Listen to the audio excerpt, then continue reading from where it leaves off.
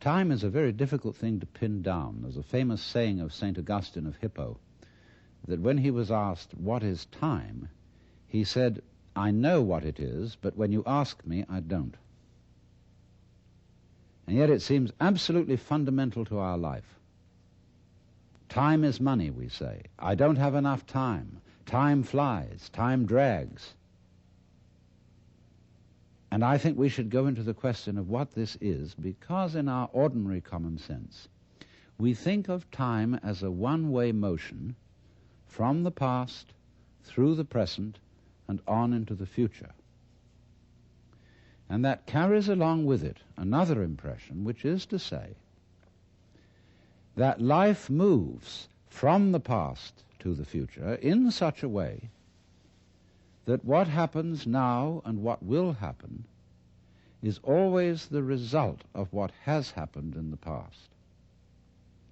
In other words, we seem to be driven along. You know, once upon a time it was fashionable in psychology for people to speak of man's and animals' instincts. That we have, for example, an instinct for survival, an instinct to make love, and so on. But nowadays that word has become unfashionable, and psychologists tend instead to use the word drives, and to speak of the need for food as a drive, the need for survival or for sex as drives. And that's a very significant word, because it's brought out, isn't it, by people who feel driven. I must say personally, if I feel hungry, I don't feel driven. Also, if I feel lusty, I don't feel driven, because I don't say, "Oh, excuse me, but I have to eat," or "Excuse me, but I need to fulfill my sexual urges, my biological impulses." I say, "Hooray, I identify myself with my drives. They're me." And I don't take a passive attitude towards them and apologize for them. So the whole idea of our being driven is connected with the idea of causality, of life moving under the power of the past. And that is so ingrained in our common sense that it's very difficult to get rid of it, because I want to turn the thing round completely the other way and say that the past is the result of the present. Let us suppose, just for the sake of example, that this universe started with a big bang, as some cosmologists believe. Now, when that bang happened, it was the present, wasn't it? And so the universe began in what we will call a now moment. Then it goes on doing its stuff. And always, when any event that we now call past came into being, it came into being in the present and out of the present. That's one way of seeing it. But before we get further involved in this, I want to draw your attention to a fallacy in the very common sense idea of causality. That events are caused by previous events, from which they flow or result necessarily. To understand the fallacy of that idea, we have to begin by asking, what do you mean by an event? Let's take the event of a human being coming into the world. Now, when does that event begin? Does it occur at the moment of parturition, when the baby actually comes out of its mother? Or does the baby begin at the moment of conception? Or does the baby begin when it was an evil gleam in its father's eye? Or does a baby begin when the spermatozoa are generated in the father, or the ovum in the mother. Or could you say a baby begins when its father is born, or when its mother is born? All these things can be thought of as beginnings. But we decide, for purposes of legal registration, that a life begins at the moment of parturition, and that is a purely arbitrary decision. And it has validity only because we all agree about it. Let me show you the same phenomenon in the dimension of space instead of the dimension of time. Let's ask, how big is the sun? Are we going to define the sun as limited by the extent of its fire? That's one possible definition. But we could equally well define the sphere of the sun by the extent of its heat. We could also define the sphere of the sun by the extent of its light. And each of these would be reasonable choices, except that it's rather difficult to keep track of the extent of its light, because we're inside it. And therefore we have arbitrarily agreed to define the sun by the limit of its visible fire. But you will see in all these, by these analogies, that how big a thing is, or how long an event is simply a matter of definition. Now, therefore, when by simple definition, for purposes of discussion, we have divided events into certain periods, we'll say the First World War began in 1914 and it ended in 1918. Now, actually, all those things which led up to the First World War started long before 1914, and the repercussions of that war have continued long beyond 1918. How are we to distinguish an event from its repercussions? So you will see that because we have divided events from one another in this arbitrary way, we do that, and then we sort of forget we did it. And then we have a puzzle. How do events lead to each other? Because you see, in reality, there are no separate events. Life moves along like water. And it's all connected, as the source of a river is connected to the mouth and to the ocean. And all the events or things going on are like whirlpools in the stream. Because you go there today and you see a whirlpool.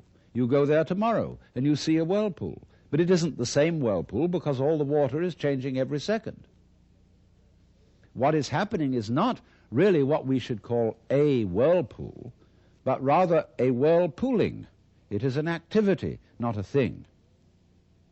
And indeed, every so-called thing can be called an event. We call, say, a house, housing. We call a mat, matting. And we could equally call a cat a catting. So we could say the catting sat on the matting. And we would thereby have a world in which there were no things but only events. To give another illustration, a flame is something we say, there is a flame on the candle. But it would be more correct to say, there is a flaming on the candle, because the flame is a stream of hot gas. Let's take another amusing example. We say fist, and fist is a noun. And fist looks like a thing, but suddenly what happens to the fist when I open my hand? See, I was fisting. Now I'm handing it to you. So every kind of so-called thing can be spoken of as an event, and because events flow into each other, the fisting flows into the handing, we cannot say exactly where one ends and the other begins. So therefore, if we remember that, we shall see that we do not need the idea of causality to explain how a prior event influences a following event, because it's like this.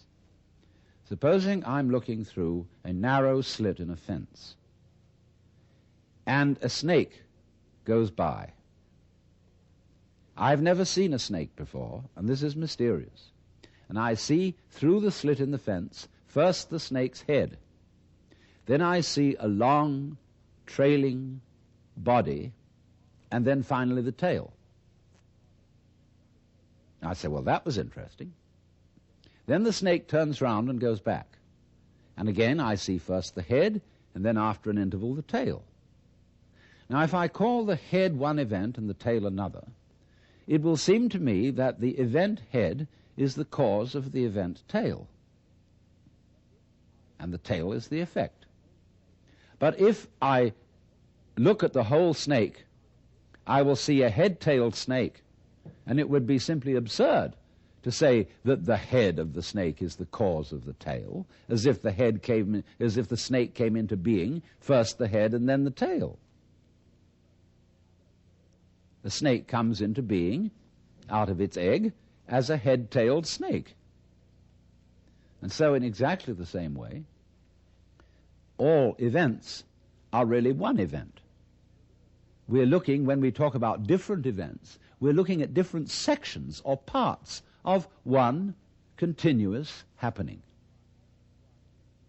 And therefore, the idea of separate events, which have to be linked by a mysterious process called cause and effect, is completely unnecessary. But having thought that way, we think of present events as being caused by past events, and therefore we tend to regard ourselves as the puppets of the past, as driven along by something that is always behind us. Now, to overcome this impression, it's very simple.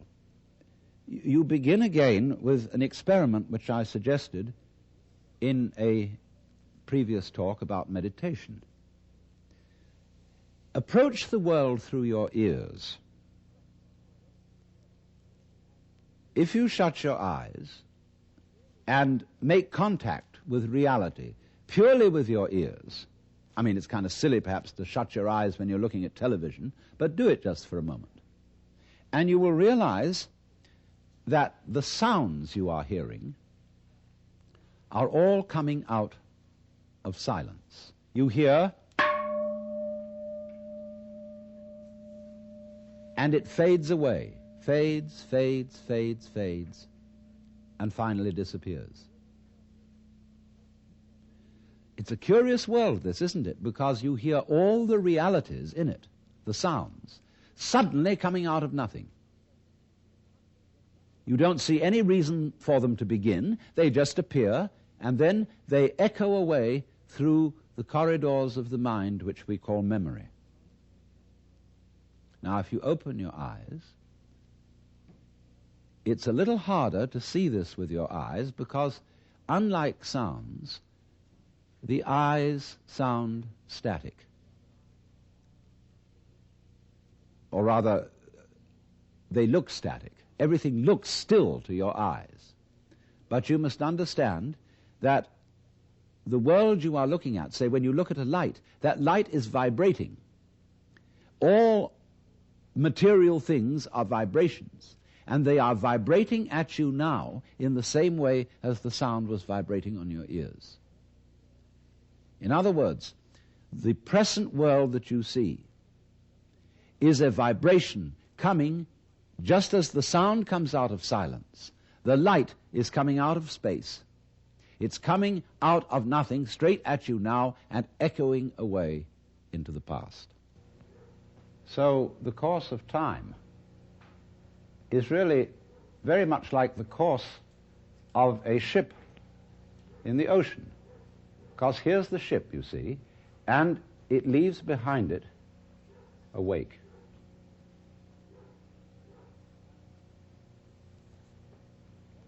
And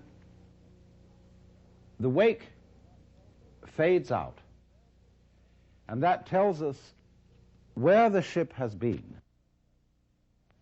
in just the same way as the past and our memory of the past tells us what we have done. But as we go back into the past, and we go back and back to prehistory, and we use all kinds of instruments and scientific methods for detecting what happened, we eventually reach a point where all record of the past fades away in just the same way as the wake of the ship. Now, the important thing to remember in this illustration is that the wake doesn't drive the ship any more than the tail wags the dog.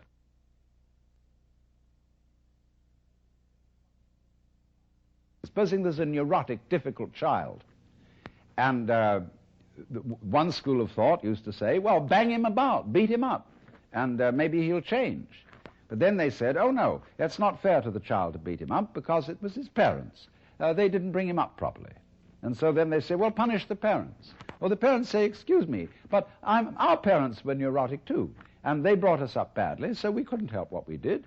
And so since the grandparents are dead, we can't get at them. And in any case, supposing we could, we would pass the whole blame back to Adam and Eve in the Garden of Eden. And they say they started all this mess. But then Eve would say, no, the serpent tempted me and I did eat, and it was the serpent's fault. Well, you know, when God, in the story of Genesis, asked Eve, didst thou eat the fruit of the tree whereof I told thee thou shouldst not eat? She said, oh, but the serpent tempted me, and I did eat. And God looked at the serpent, and the serpent didn't make any excuse. He probably winked. Because the serpent, being an angel, was wise enough to know where the present begins. So you see, if you insist on being moved, being determined by the past, that's your game. But the fact of the matter is, it all starts right now. But we like to establish a connectivity with the past because that gives other people the impression that we're sane. If you ask me then, why am I talking? Well, I could say I'm making a living this way, or I have a message that I want to get across to you. But that is not the reason. I'm talking for the same reason that birds sing and for the same reason that the stars shine. I dig it. Why do you dig it? Well, I could go on answering all sorts of questions about human motivation and psychology, but they wouldn't explain a thing, because explaining things by the past is really a refusal to explain them at all. All you're doing is postponing the explanation. You're putting it back and back and back and back, and that explains nothing. What does explain things is the present. Why do you do it now? Now, this is a slight cheat, because that doesn't explain it either. Because what happens now, just as the sound comes out of silence, all this comes out of nowhere. This is in connection with what I explained to you in another talk about the power of nothingness. All life suddenly emerges out of space, bang, right now. And to ask again, why does it happen, is an unprofitable question, because the interesting thing is not why, but what. What happens? Not why does it happen. I can say, well, I am doing this now because I did that then, and so I am producing for you a continuous line of thought. But actually I'm doing it backwards. I'm doing it always from now and connecting up what I do now with what I did so that you can see a consistent story. If I define myself as the whole field of events, we'll say the organism-environment field, which is the real me, then all the things that happen to me may be called my doing. And that is the real sense of karma. But when we speak about freedom from karma, freedom from being the puppet of the past, that simply involves a change in your thinking.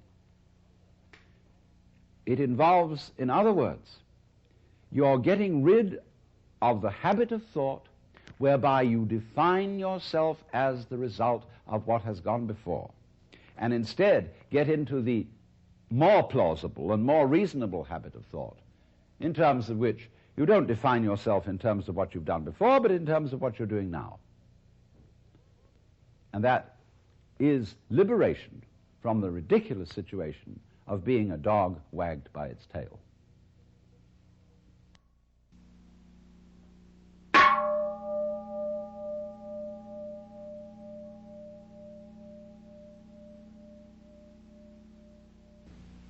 Tonight I want to tell you 3 fantasies, all of which have something in common. The first fantasy is about reproduction. We use the word reproduction in 2 principal ways. When we talk about the biological reproduction of the species, and when we talk about making a good reproduction of something in terms of a painting, a photograph, or a recording, or a videotape. And what is all this about reproduction in that direction?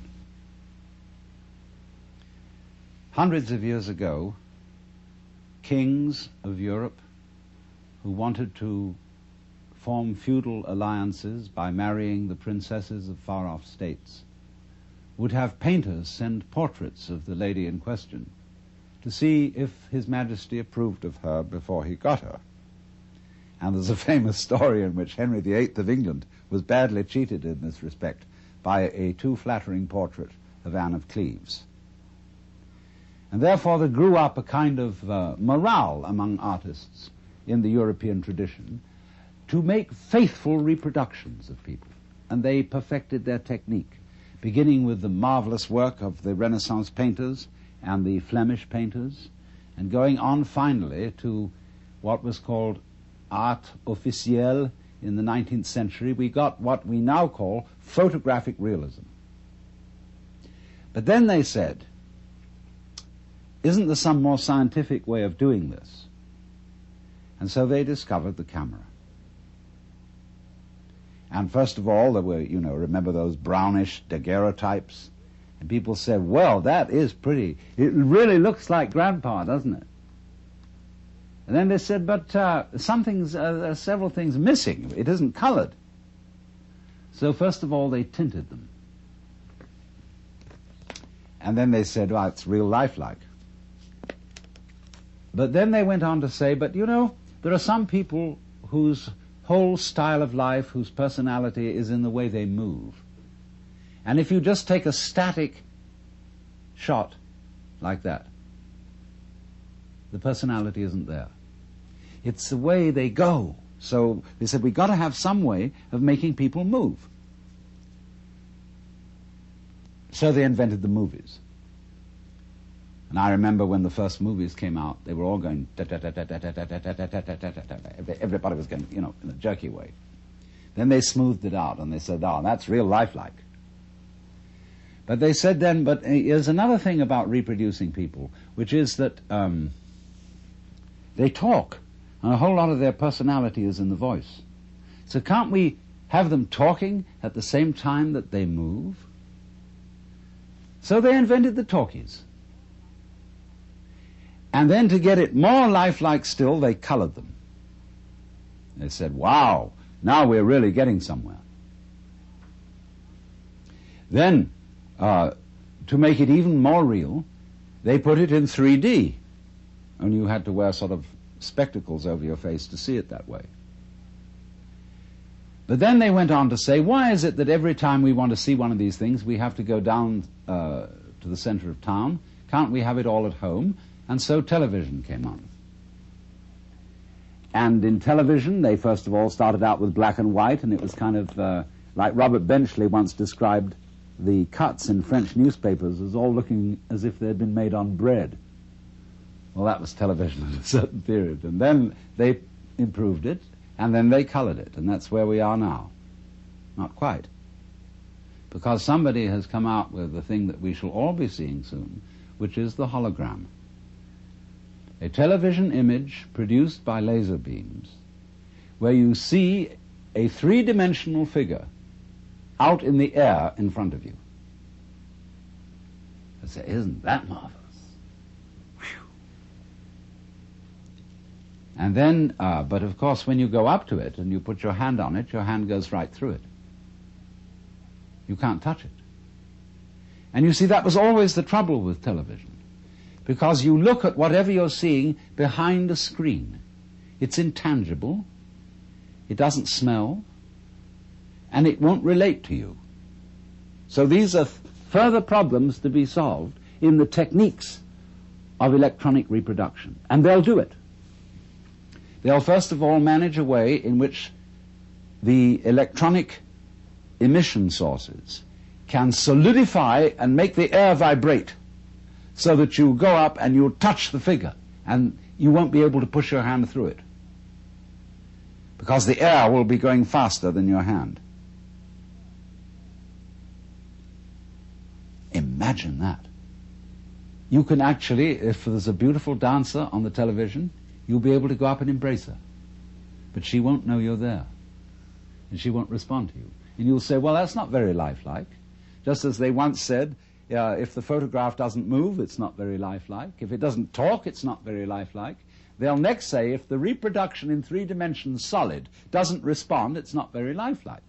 So they'll have to figure out a technique for doing that. What will they do? Well, I tell you. Sitting in your home, where you're watching the scene on a kind of stage now, not on a screen, there'll be a TV camera observing you.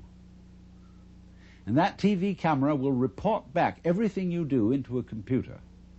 And the computer will so manage each bit of information, that's to say, each tiny little granule unit of information going into the image that you're looking at, that it will immediately decide what is the appropriate response to the approach that you are making to the image. Won't that be crazy? You know, she may slap you in the face and she may kiss you. You never know. But then you say, no, this is still not really the kind of reproduction we wanted. What we wanted when we looked at this scene is to be able to identify with one of the characters. We wanted to not just watch the drama that's being performed on the stage in front of us, but actually get into it. And so we want to be wired in with electrodes on the brain so that we will actually feel the emotions of the people acting on the stage. And so eventually we will get absolutely perfect reproduction. And we will be able to see that image so vividly that we shall become it. And so the question arises, could that be where we are already? Are we a reproduction which over the centuries of evolution has worked out to be a replica of something else that was going on, and we are where we always were? Now the next fantasy concerns the idea that every living being thinks it's human. And that means a plant, a worm, a virus, a bacterium, a fruit fly, a hippopotamus, a giraffe, a rabbit. That all these beings, wherever they feel out from, as we feel out from our bodies, feel that they're in the middle. That is to say, wherever you look, you turn your head around, and you feel you're in the middle of the world. You feel you're the center. And a rabbit or a fruit fly feels that it is a center. And it has around it a company of associates who look like it. And therefore, this creature knows that these are the right people, just as we know when we look at human beings. They're the right people. They are one of us. Only, of course, we have to make distinctions because you never really know that you are you and that you are really in the right place unless you can contrast yourself with some other people who are, after all, not quite in the right place, and some other people who are very much in the wrong place. And then, through having this succession of comparisons, you know that you're okay. Well, the insect has exactly the same arrangement. Well, you say, well, insects and things like fishes, they don't have any culture? What do you mean, fishes being civilized and being entitled to consider themselves as humans? Well, let me put the argument from the fish's point of view. Fishes say, human beings are a mess. Look what they do. They can't exist without cluttering themselves and carrying around all kinds of things outside their bodies. They have to have houses and automobiles and books, and records and television and hi-fi equipment and stuff, endless stuff, and they litter the earth with rubbish. So think of a dolphin. He isn't really a fish because a dolphin's a mammal, but a dolphin's point of view towards the human race. Dolphins spend most of their time playing. They don't work because the grocery is right there in the ocean, whatever they need. And so a dolphin will catch up with a seagoing liner, and it'll get on the wake of the liner and put its tail at an exact angle of 26 degrees. And in so doing, the liner will carry the dolphin along. The dolphin will make circles around the liner just for fun, playing all its life in the water. And we know that a dolphin's brain is as big, if not bigger than ours, that it's incredibly intelligent, that it has a language which we can't decipher.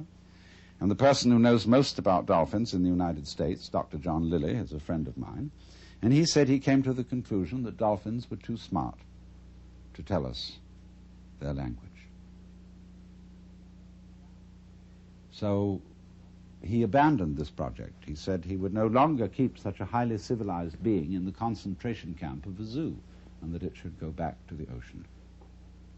So the point is, though, that not only dolphins, but every organism that has any sensitivity in it whatsoever considers itself to be the center of the universe. Now, it has its problems. There's a Zen poem which says, "The morning glory which blooms for an hour differs not at heart from a giant pine that lives for 1,000 years." In other words, an hour is a long life to a morning glory. 1,000 years is a long life to a pine. And our 80 years and 10, or as the insurance company's actuarial tables put it, somewhere between 65 and 70 years as an average human life, seems about the right length of life. I mean, there are people who want to go on and are in quest of immortality and have their bodies frozen in case there should develop in the future some technique by which they could be revived.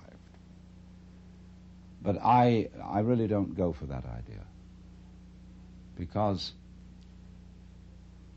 nature has mercifully arranged the principle of forgettery as well as the principle of memory. If you always and always and always remembered everything, you see, you would be like a piece of paper which had been painted over and painted over and painted over until there was no space left, and you wouldn't be able to distinguish between one thing and another. It's like when a whole bunch of people start to scream and make noises and out-scream each other, and soon you can hear nobody. So in that way one's memories become screams, and nature mercifully arranges that the whole thing be erased, and you begin again.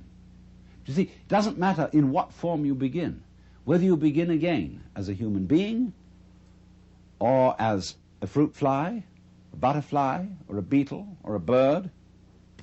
It feels the same way that you feel now. So we're really all in the same place. And we all have above us things much higher than ourselves. And we all have below us things that we feel are much lower than ourselves, just as there are things out there on the left and things out there on the right, and things in front and things behind. Because you're the middle. You're the middle everywhere, always.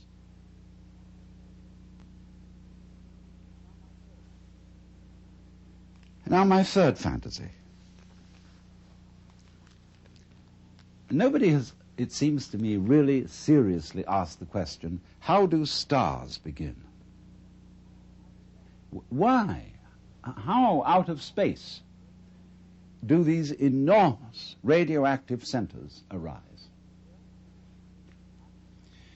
Well, I'm going to solve this problem on the principle of the egg and the hen, because it is said a chicken is one egg's way of becoming other eggs. And if you've understood my second fantasy, you will see how that could be true. Now let's suppose then that a planet is one star's way of becoming another star. You know, stars, when they explode, they send a lot of goo out into space. And some of this goo solidifies into balls which get in orbit and spin round the star. And in one chance in 1,000 maybe, one of those balls will become like the planet Earth, and slowly upon it will arise what some people might call a disease called the bacteria of intelligent life. And they have a notion, these things that we call alive, that they ought to go on. And, you know, they have a fixed idea in their heads that they should keep on doing whatever it is they're doing, and they should always be doing it better. So they divide themselves into different species, and these species compete with each other in order to, as it were, flex their muscles and get better and better at whatever it is they are. And they go on doing this until one species really establishes itself as top species in the particular area on the particular planet. As we, human beings, Homo sapiens, have established ourselves as top species on Earth, whatever top means. Well then, when we have a little leisure and don't have to spend all our time finding food to put into our mouths, we start asking questions. And we look around at each other and everything and say, what is this? I mean, what's going on here? Well, some people say, that's a stupid question to ask. Why don't you just go on doing your work? Go hunting, go farming, go doing your business. They say, no, there are higher things. And so they create a special class of people who are in India called Brahmins, among us, philosophers, scientists, theologians, thinkers. And they go into this question, and they're allowed to stop farming, to stop hunting, to stop mining, to stop scrubbing floors, and to go to very special places called universities, where they can sit around and think about what is going on. Well, they think about this. First of all, they do what they call philosophy, which is they try to say what it means, what does the word be? What does the word exist mean? What do we mean when we say we're here? Well, they find they can't discuss that very far, because the word stops meaning anything. It sort of becomes a noise. They say, now, we're not really getting to the point.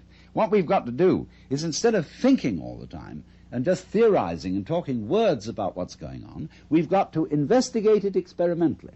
We've somehow got to look into this stuff that we call reality, a material world, and find out what it is. So they start chopping it up. See? They go into flowers and they chop up the seeds and they look into the middle of the seeds. They find something there and then they have to get a magnifying glass and look in on that and get smaller and smaller and smaller. And they reason they must eventually come to some particle called an atom. In Greek, atom means atomos, non-cuttable, what you can't split any further. So they come down to the atomos, that than which there is no whicher, they thought. But then they found they could split that atom. They could find the electron, the positron, the meson, etc., etc., etc., forever.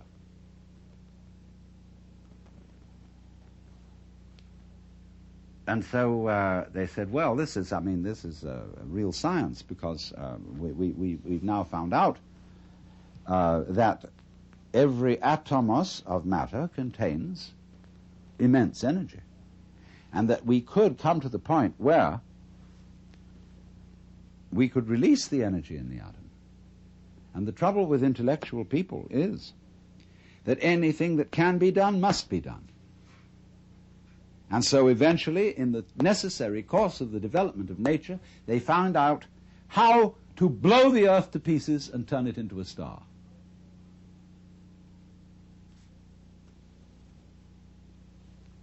So that may be, you see, how stars originate.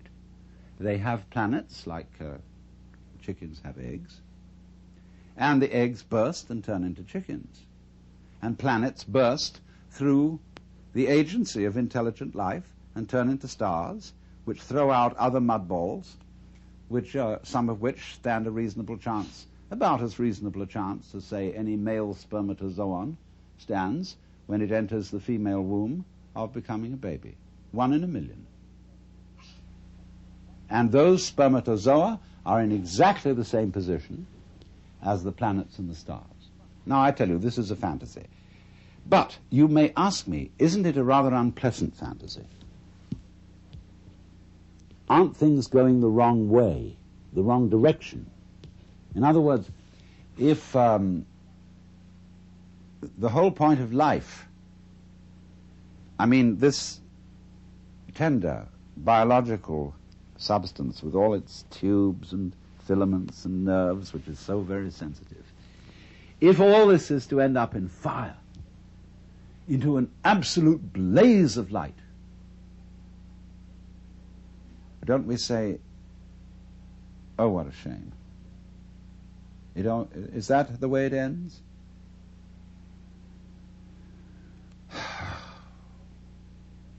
But so many people say that they want to see the light. They want to be enlightened. They want to dissolve into the light of God. And then when they've done that, all over again, the process goes on, and it blows out those mud balls. And here are planets, and here once again, you're a baby, you're a child, the flowers are brilliantly colored, the stars are gorgeous, the smell of the earth, the sound of the rain, everything is marvelous once again. And once again you see the other, the man, the woman that you love. As if it had never happened before. It all starts over again. And as it goes on, it gets more and more intense. All the problems get more and more problematic. And you find you're wrestling with something you can't control. You've got to control it, but you absolutely can't control it, like all the problems of the world at the present time. The whole scene is completely out of hand. And we feel we're going to our doom, because we're going once again towards the birth of a star, which is the most creative thing there is. Now, if you think about this for a while, you see, well, put forward 3 fantasies, all of which have a cyclic quality. We reproduce, not only biologically, but we reproduce artistically, technically. Just for a moment, I want to put in an aside about biological reproduction. See, when I think back to my grandfather, whom I knew fairly well, he was, when I was a little boy, he was something extraordinarily impressive. He looked like King Edward VII. He was a very, very elegant man, with a little goatee beard. He didn't have sideburns like this, and he had shorter hair, but he was a very elegant fellow, dressed beautifully. And I thought, he was the very image of God. And now here I am, the same age as he was when I first knew him. And I have 5 grandchildren. And I'm sort of no longer impressed by grandfathers. Here I am. I'm one of them too. And this is the same idea, you see, of the round. That we are almost perpetually in the same place, as the French proverb says, plus ça change, plus c'est la même chose. The more it changes, the more it's the same thing. Well, that means then, you see, that existence, the feeling of being, is a sort of spectrum. Just as light is at one end red and at the other end violet. And you have to have these extremes in order to have color at all, in order to know light. So you see, likewise, we have to have the experience that there is somebody else, something else going on altogether out of our control, in order to have the experience of being me. And so in order to feel good, to feel that life is worthwhile, that existence is worth going on with, in order to bring out that feeling, just as the red brings out the violet, there has to be in the back of our minds, maybe very far away, the comprehension that there is something that could happen that absolutely mustn't happen, that is the horrors, that is the screaming mimes at the end of the line. We have to know that's there. And every so often, that has to happen. Because if there isn't the experience that we go through, called the screaming mimes at the end of the line, where everything has gone wrong, like just before he died, the British novelist Arnold Bennett said, "I feel somehow that everything's absolutely wrong." You know? So the possibility, even the imagination that there could be such an experience in the back of our heads, is the background which gives intensity to the sense that we call feeling good, feeling that it's all right. It's all right now, I'm only bleeding. So, if you understand that, you see that really and truly you're always in the same place. Just as every creature thinks it's a human being. And as just every being turns out to be a reproduction by some interesting technology, whether it's electronic or biological, makes very little difference. And just as it may be, I don't know, planets are stars' ways of becoming other stars, and so on, and so on, and so on. But the moral is, you're always in the same place. And what is that place?